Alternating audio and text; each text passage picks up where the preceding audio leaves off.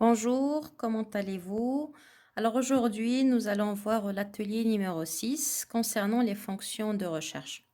Alors le plan se présente comme suit. Recherche V, recherche H, on va voir la fonction recherche, on va voir l'index, la fonction index, la fonction équive et la fonction index et équive.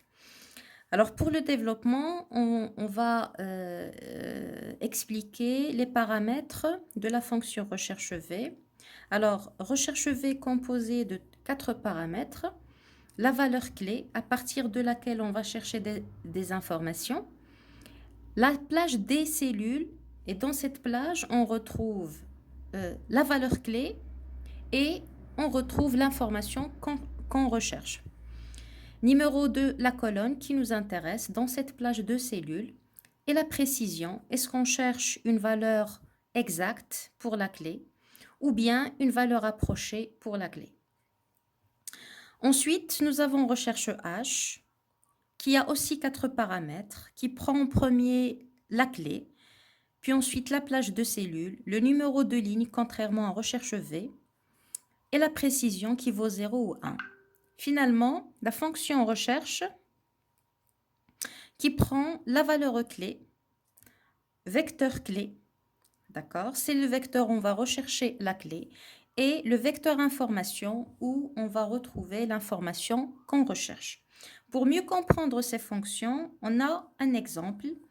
Alors, étant donné une facture qui contient le code du produit acheté, le libellé, le prix unitaire, la quantité achetée, le net commercial, le montant de la remise et le montant à payer. Et puis ensuite, on a le total hors taxe et le total TTC et nous avons là la TVA. Les seules zones qui seront saisies par le caissier sont le code et la quantité. En bas, nous avons un tableau qui comprend toutes les informations sur les articles vendus par le magasin. On retient comme information sur chaque produit son code, son prix, son libellé, son taux de remise et la quantité disponible en stock. Alors maintenant, on va essayer de comprendre quand est-ce qu'on va travailler avec recherche V et quand est-ce qu'on va travailler avec recherche H. Lorsque nous avons les informations qui se présentent verticalement, on va utiliser recherche V. Là, nous avons un tableau où les informations se présentent en colonne. Et donc, elles se présentent verticalement et par conséquent, on va utiliser recherche V. Contrairement à là, nous avons des informations, c'est toujours le même tableau, mais qui est présenté d'une façon horizontale. Nous avons les informations sont présentées horizontalement. Ok. Donc, et dans ce cas, pour effectuer une recherche, on utilisera recherche H. Alors, le problème est de trouver la cellule B2 et de trouver la formule de la cellule B2.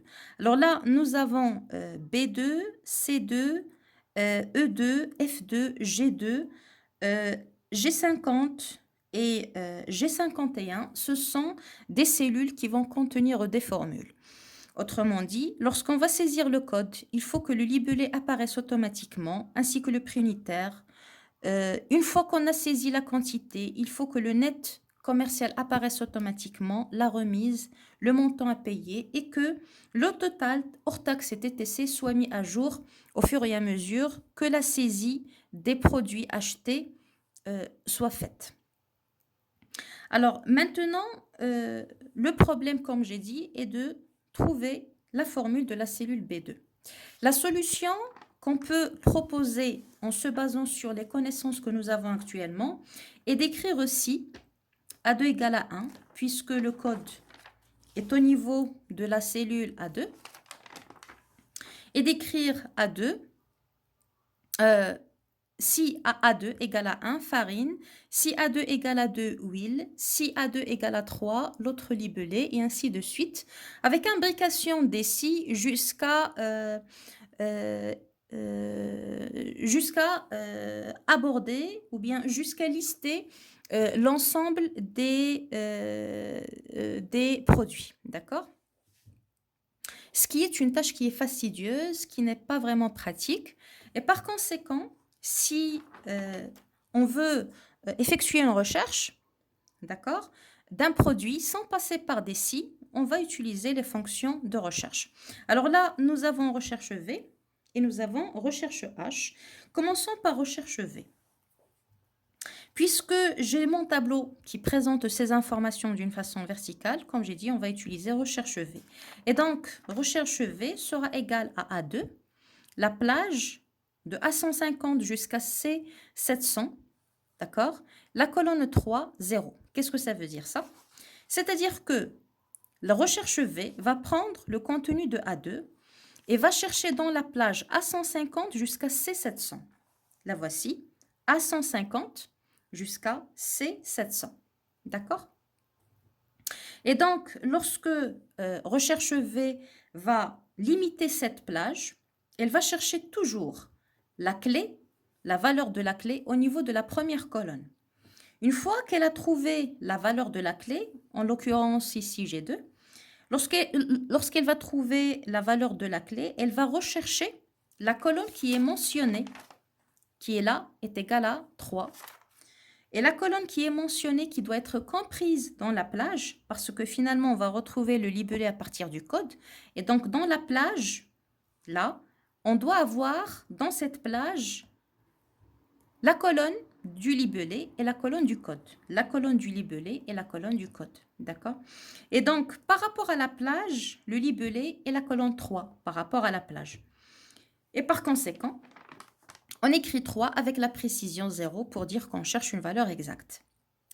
Maintenant, si le tableau des articles se présente de cette façon-là, et ben dans ce cas, on va utiliser recherche H. Pourquoi? Parce que tout simplement, les informations sont présentées d'une façon horizontale.